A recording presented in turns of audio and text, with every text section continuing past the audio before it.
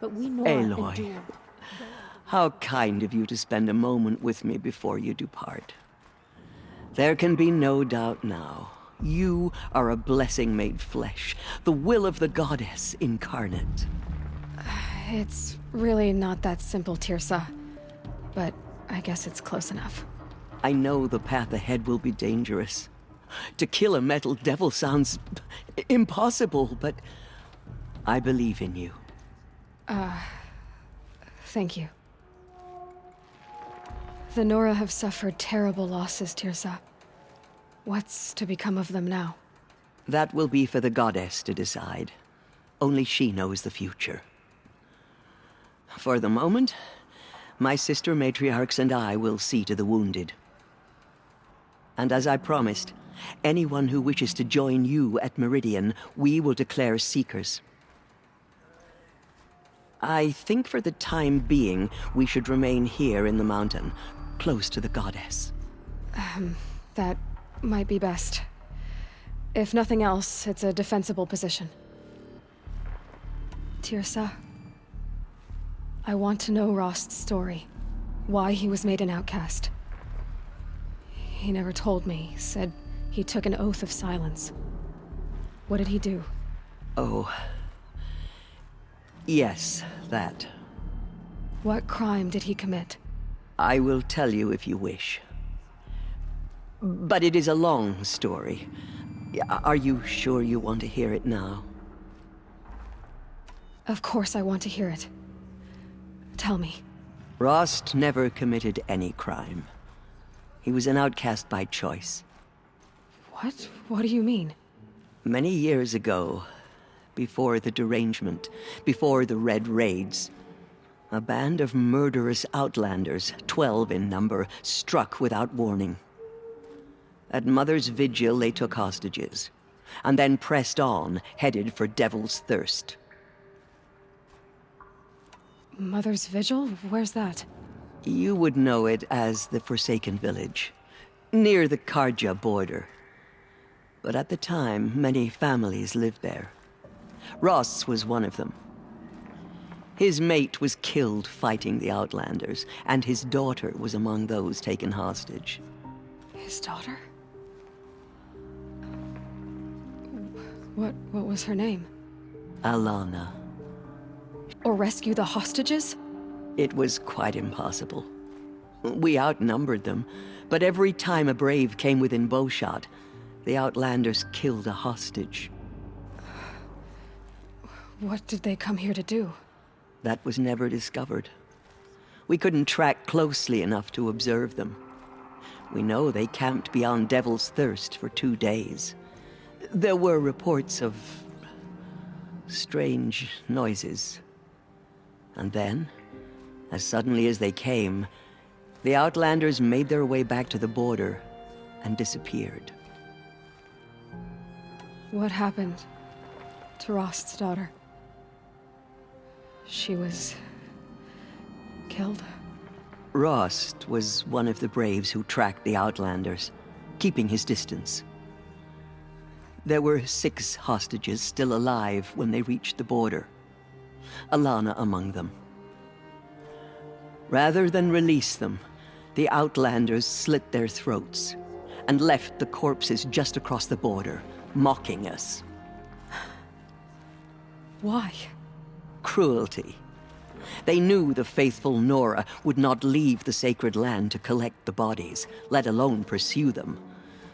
They thought themselves safe from our vengeance. Are you saying that Rost went after them? That he became an exile? No. Rost was beside himself with grief, but even so, he would never have broken taboo.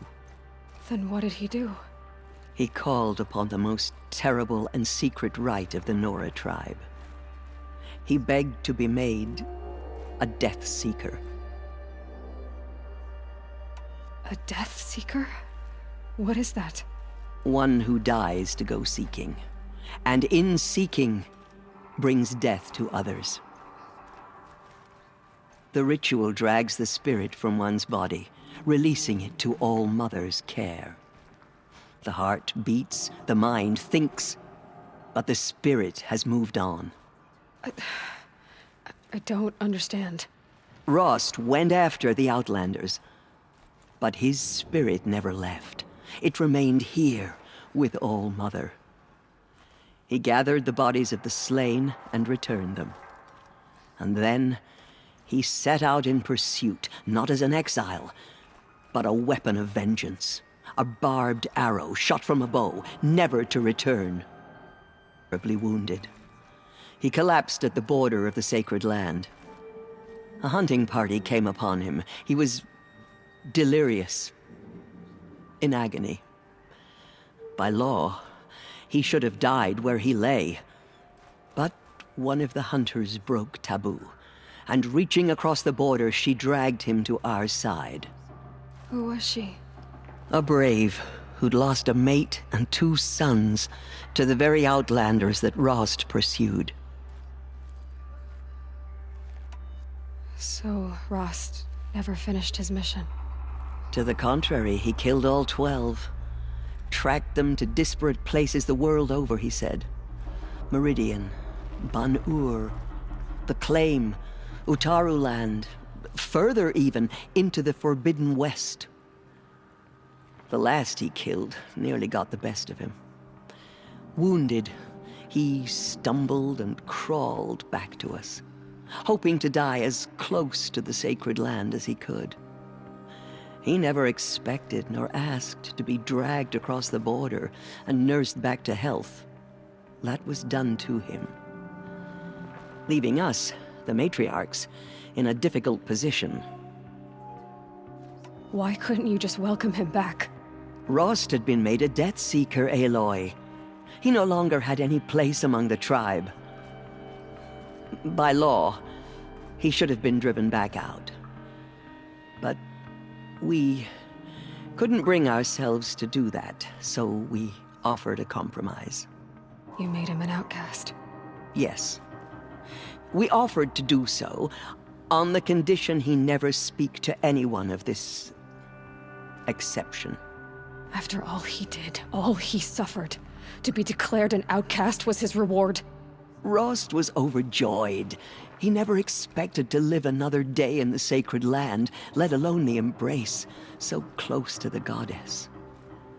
He resolved to spend the rest of his days in solitude, and was happy to do so.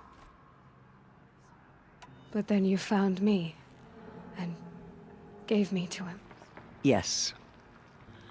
Another compromise. The matriarchs feared you, and would not let you be raised by the tribe. And so we turned to Rost. I knew that he would take care of you, bring you up, teach you to worship All-Mother and respect the ways of the tribe. Raise an infant girl? Doesn't that strike you as callous? I'm inclined to think the course of events has shown the wisdom of our choice. And I'm quite certain that from the moment he laid eyes on you, he saw you as a gift, and never a burden. All right, Teersa, that's quite a story. It's time for me to move on. I thank you for doing what you could to help me through the years, and for telling me Rost's story. I wish I could have done more, but I am just one woman. As am I. No need to sell ourselves short. Oh, thank you, Aloy. I will pray for you. Okay, I guess it can't hurt. All Mother Mountain open to her. She's the daughter of the god.